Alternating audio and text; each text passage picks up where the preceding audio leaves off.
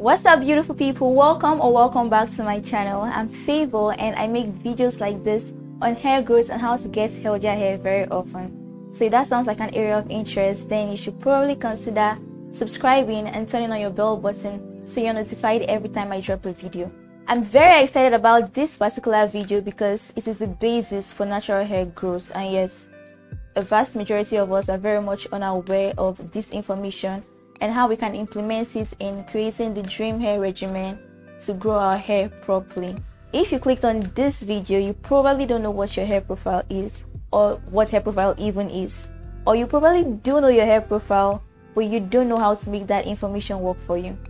Well, you've come to the right place, because in this video, I'll be talking about the hair profile every natural needs to know in order to grow long, healthy hair. This is a very packed video, so you better sit tight, grab your pens and notepads, and let's do this. You might be wondering, Favor, what is this hair profile and why is it so important that I know this? Well, you know how when you want to open a social media account and you're asked to provide your name, your age, your gender, etc., just so the app knows how to categorize you? Same goes for our hair. Your hair profile is that specific information about your hair that places it in different categories with which your hair should be taken care of. And there are 4 categories in the hair profile. We have the hair porosity, the hair type or curl pattern, the hair thickness or hair width, and last but not least, we have hair density. Now let's take hair porosity. I feel like you may have already heard this before, but you don't know exactly what it is or why it's so important. Well, your hair porosity is basically the relationship your hair has with water. How easily can it absorb moisture, or how easily does it give out moisture? Can it retain moisture for long? Can it not retain moisture for long? That's basically what hair porosity is about. Note that your hair porosity can change or be altered by some factors like heat damage or chemical processing, because it is directly affected by the cuticle, which is the outer layer, and it all depends on how the cuticles are shaped in order to allow moisture in or out of the hair. And there are 3 types of hair porosity, or 3 categories of hair porosity. We have the high porosity, low porosity, and the medium porosity. But a vast number of people fall on either side of the spectrum. So we have lots of people with low porosity and lots of people with high porosity, but very few people with medium porosity hair. High porosity hair has an outer layer of cuticles that is lifted from the hair shaft, creating spaces to allow passage of water. And these cuticles are also very far apart from each other, which just creates holes that makes intake of water or absorption of water very easy for this particular hair type. The very good thing about high porosity hair is that it easily absorbs water. Absorption is not a problem for high porosity hair because of all those gaps and holes in the hair. But the downside is, as easily as water comes in, water goes out. It doesn't know how to retain the water that it has absorbed, and that is what is not so good about high porosity hair. High porosity hair can be genetic for a vast number of people, but majority of the people with high porosity hair are responsible for that. Yes, you're at fault. I'm just kidding. Remember when I said your hair type can change or it can be altered? Yeah. So high porosity hair, for the people who don't naturally have it, or if it's not genetic, it's usually as a result of when their hair cuticle is damaged from either heat or chemical processing like dyes and relaxers or texturizers, and this causes your cuticle layer to lift up, creating those gaps and spaces that allows the intake of water very easily into their hair shafts. Low porosity hair, on the other hand, is the exact opposite of high porosity hair. It has tightly packed cuticle layers that just doesn't give room for absorption of water. The cuticle layers on the hair shafts overlap on each other, making the hair shafts look and feel smooth. Because of how tightly packed the cuticle layer is, it is very difficult for it to absorb moisture. However, when it does finally absorb moisture stays. Okay, it takes a long time for moisture to go out, which means it can easily retain water or retain moisture especially when it has been sealed properly. Most people with low porosity hair usually have dry hair, mainly because they don't know exactly what to do in order to get their hair to absorb moisture and then retain it. A simple way to facilitate the absorption of moisture on low porosity hair is by the use of heat. So when you're washing your hair, you're applying your products, especially when you're deep conditioning, guys, make sure to use heat to open up your cuticles. So things like hooded dryers, blow dryers, steam caps, steam itself, plastic bags and shower caps are your best friend. By using heat, you get to lift up the cuticle of your hair, and this creates space to allow the intake of moisture or absorption of moisture into your hair. There are tons of videos on YouTube on how to find your exact hair porosity, so check those out so you can do a test and find out your hair porosity. The easiest hair porosity test, in my opinion, is the spritz test, and this is basically where you take a portion of your hair, a clean portion of your hair, and you spritz it with water, and then you wait for about 4 minutes. If your hair absorbs the water, then it's high porosity. If it has gotten up to 4 minutes and your hair hasn't still absorbed the water, then it's low porosity. And if it's somewhere in between, where it didn't take too long but it didn't take a short amount of time for your hair to absorb the water, then it is medium porosity. And the reason why it's important to use clean hair is because if your hair is dirty, then the dirt and the buildup or oil can form a barrier on your hair shafts, making these tests, impotent, because then when you spritz water, because of that barrier on your hair shaft, it just sits on there for longer and it makes you feel like, oh, I have low porosity hair, meanwhile your hair is just dirty. So while doing this test, make sure you use clean hair and spritz your hair with water to find out what porosity you have. Knowing your hair porosity is so important because it helps you figure out what is good for your hair and what kind of products you should be using. Another information you should know about your hair is your hair type. This is the most controversial aspect of the hair profile, and there is always one argument or another in the natural community regarding hair type. And in my opinion, it's not even as important as knowing your hair porosity or your hair width, which we'll talk about in the later part of this video. So what is hair type? Your hair type is basically the appearance of your hair based off of its curl pattern. So in simpler terms, it's just the shape your strands take up naturally. There are primarily 4 hair types, which are type 1, 2, 3, and 4.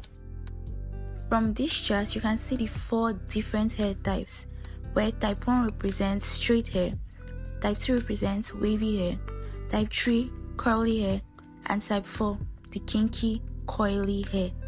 It's very important to not let this hair type chart cloud your judgment or confuse you, because like I said before, it's not the most important thing you need to know to grow long and healthy hair. And you should also know that it's possible to have different hair types or curl patterns on your hair. So you can have 4B hair and also have 4C hair, or you can have 4A hair and also have 4B hair.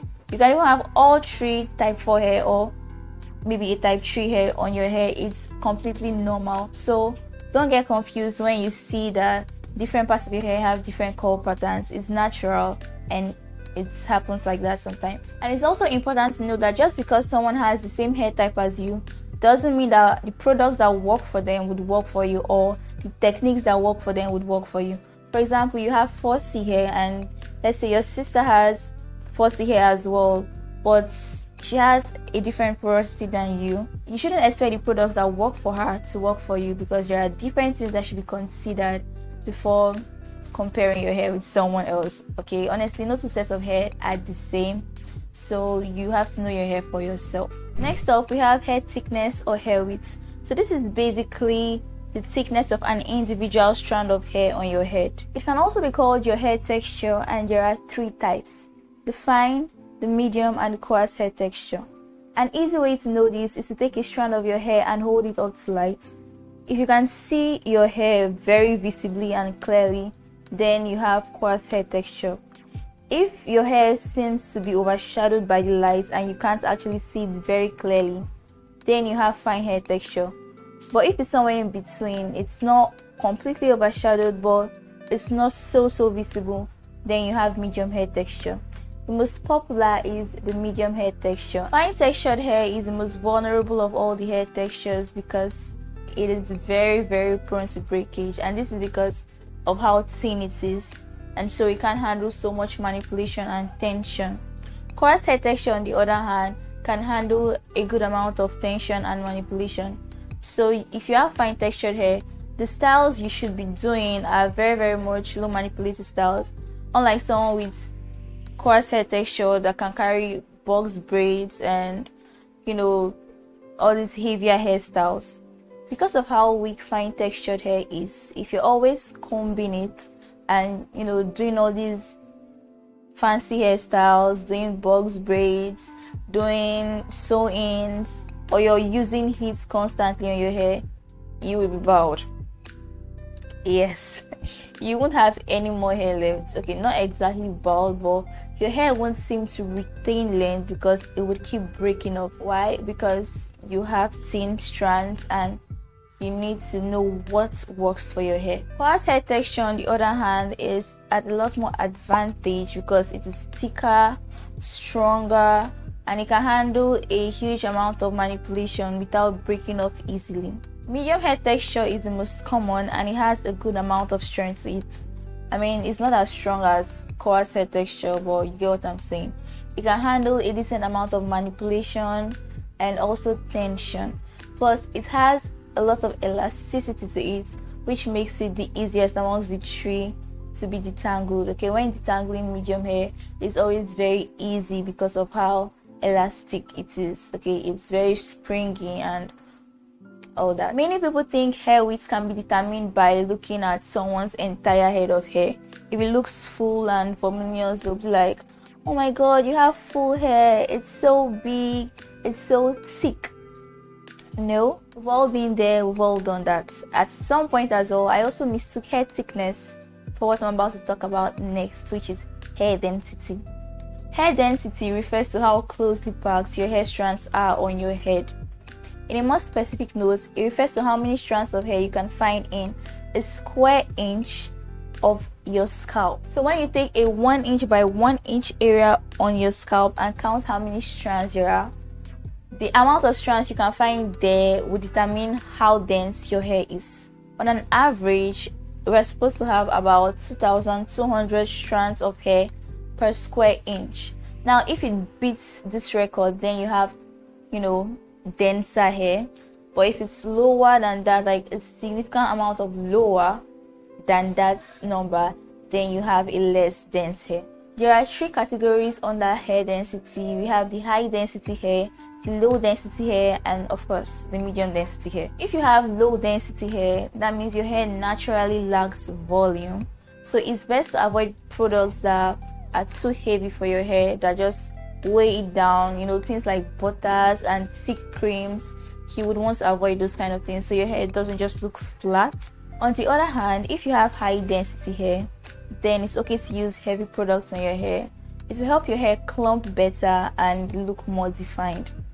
It's important to know that just because you have the same hair type as someone doesn't mean your hair would react the same way to a particular product or technique. There are different variables that come together to play a role as to how your hair would react to certain things versus someone else's hair. That's why it's important for you to know your hair profile and listen to your hair. Okay, take care of your hair based on what your hair is telling you, regardless of what anyone else is doing, whether it be your favorite hair YouTuber or favorite hair influencer. You need to know your hair for yourself. Okay, treat your hair on an individual basis and know your hair for your hair.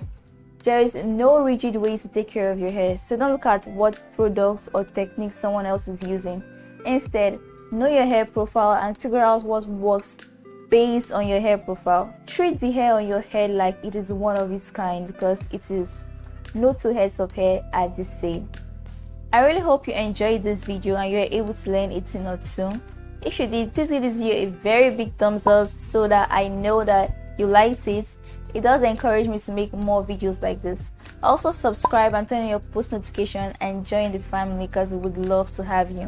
This video is extremely beneficial for anyone with natural hair, so do your friends and loved ones a favor and share this video with them. Okay, go on, share it with them, don't be stingy, so they are just as enlightened as you are about your natural hair and how to take care of it. Thanks again for watching. I'll see you in my next one. Bye.